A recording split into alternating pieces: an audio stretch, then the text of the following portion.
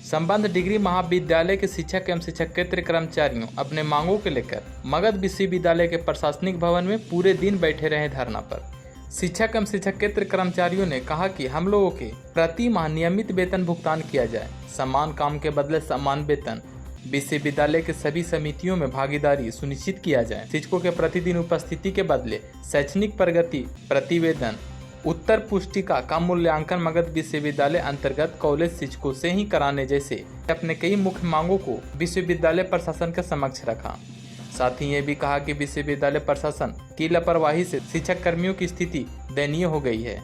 हमारी मांगों को यथाशीघ्र पूरा नहीं किया गया तो 27 अगस्त को मगध विश्वविद्यालय शाखा का आयोजित सम्मेलन में तीव्रतर आंदोलन करेंगे। शिक्षक शिक्षकेतर कर्मचारी महासंघ के निर्णय के आलोक में संपूर्ण बिहार के विश्वविद्यालय मुख्यालय पर संबद्ध शिक्षाकर्मी अपनी लंबित मांगों के लिए धरना प्रदर्शन का कार्य संपन्न कर रहे हैं। इसी क्रम में मगध विश्वविद्यालय इकाई की ओर से संबद्ध शिक्षाकर्मी आज विश्वविद्यालय मुख्यालय के प्रांगण में मुख्यालय के समक्ष धरना पर बैठे हैं। बिहार सरकार की दोषपूर्ण शिक्षा नीति के चलते शिक्षक भुखमरी के कगार पर हैं। शिक्षाकर्मी मौत के खेल रहे हैं। उनसे बहुत से शिक्षाकर्मी तो काल कवलित हो गए, कितने काल के गाल के जाने क्रम में हैं। उसका मुख्य कारण है अर्थ का भाव, रोग शोक से पीड़ित होना।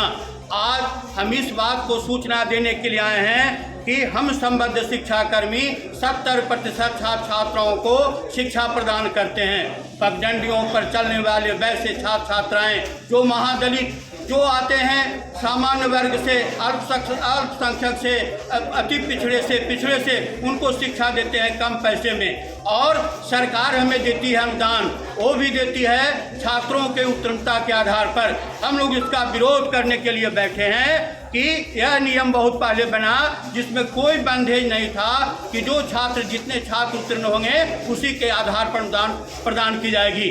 लेकिन बिहार सरकार ने वहाँ पर बंधेज लगाया है कि 1.5 करोड़ से अधिक नहीं मिलेगा। 1.5 करोड़ के बाद जांच के घेरे में डाला।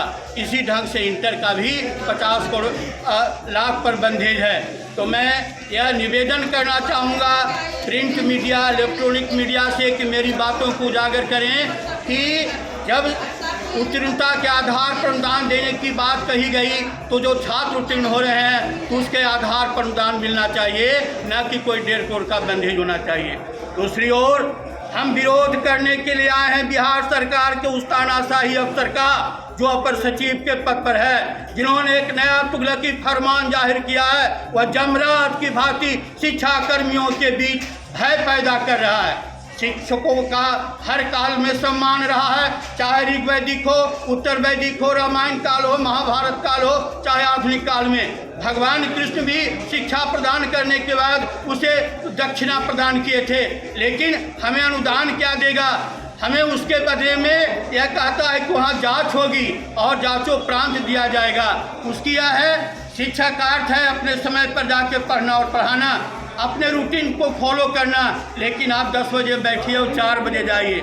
हम इसका विरोध करते हैं। हम शिक्षक हैं, पढ़ाना हमारा काम है, बच्चों को शिक्षा देना काम है। हम भाग्य निर्माता हैं, हम मानव शिल्पीकार हैं। हम वैसे छात्र छात्राओं को शिक्षा प्रदान करते हैं जो IAS और BPS करके आज अपना कुर्सी पर बैठे हुए हैं। लेकिन उस शिक्षक को यह प्रताड़ित किया जा रहा है कि आप कुर्सी पर नहीं बैठेंगे, आप आएँ तो खड़े रहें, आप 10 बजे आएँ, आप 4 बजे जाएँ। मेरा काम पढ़ाना है। महाविद्यालय जो चलता है विश्वविद्यालय इकाई के अंतर्गत होता है। इसका जो मालिक होता है कुलाधिपति होता है। बिहार सरकार पैसा देती है। मैं जो परिश्रम करता हूँ, बच्चों को पढ़ाता हूँ, जो उसका जो रिजल्ट आधारित पैसा वो देती है। तो मैं कहना चाहूँगा कि 70-30 का जो अनुपात तय हुआ है हर एक महाविद्यालय में कठोरता से लागू की जाए।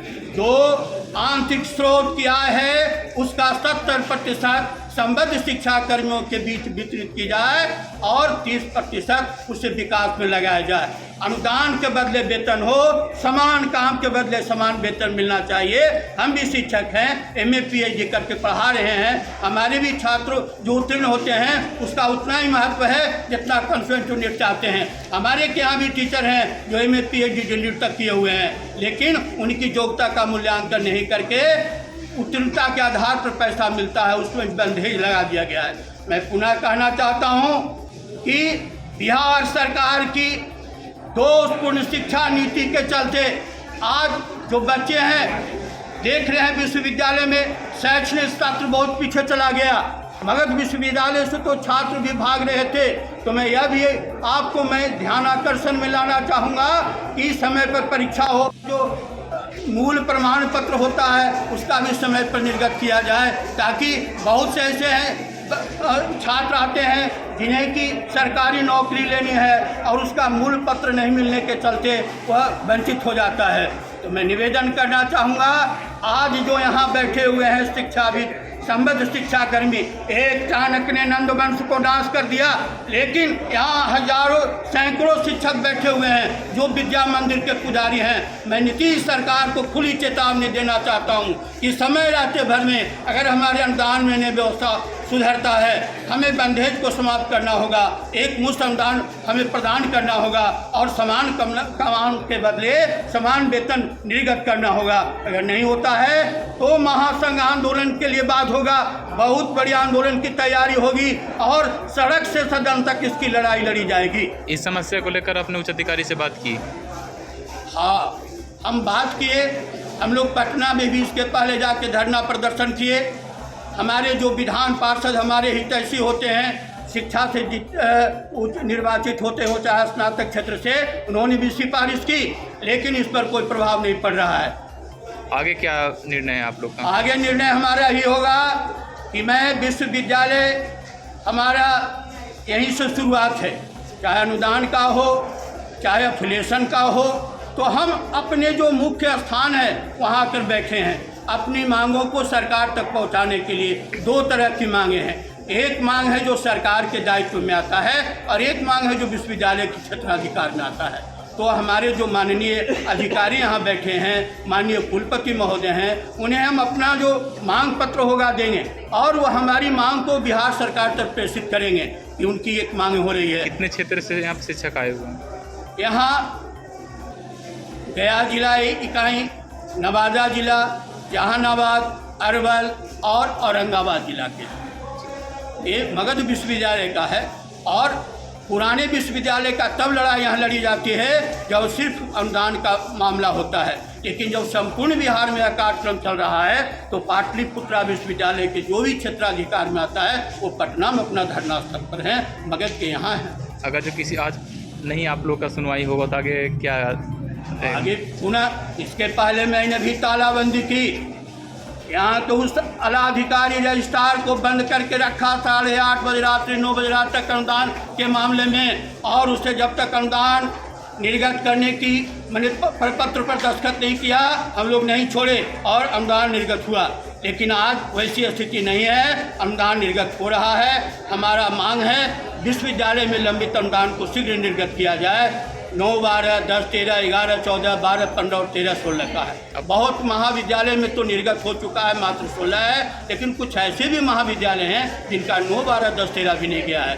तो हम आज इस बात को इन्हें सूचना देने के लिए आए हैं कि आपके जिम्मे जो लंबित अनुदान है उसे शीघ्र निष्पादन कीजिए। आगे की मेरी लड़ाई होगी, नहीं अगर विश्वविद्यालय प्रशासन सुनेगा तो पुनः तालाबंदी होगी, इनके कार्यकलाप को ठप करेंगे और यहाँ से सड़क से सदन तक लड़ाई पटना में भी होगी। और हम लोग का रणनीति बन रहा है कि बिहार की शिक्षा नीति को उजागर करने के लिए हम दिल्ली प्रस्थान करेंगे और वहाँ भी धरना देंगे और भारत सरकार के जो मंत्री हैं उन्हें दिखाएंगे कि बिहार सरकार की शिक्षा नीति क्या है, शिक्षकों का क्या स्थिति वहाँ है। अपना परिचय दे दें। मेरा नाम प्रोफेसर नवल किशोर प्रसाद सिंह, अध्यक्ष मगध विश्वविद्यालय इकाई। धन्यवाद।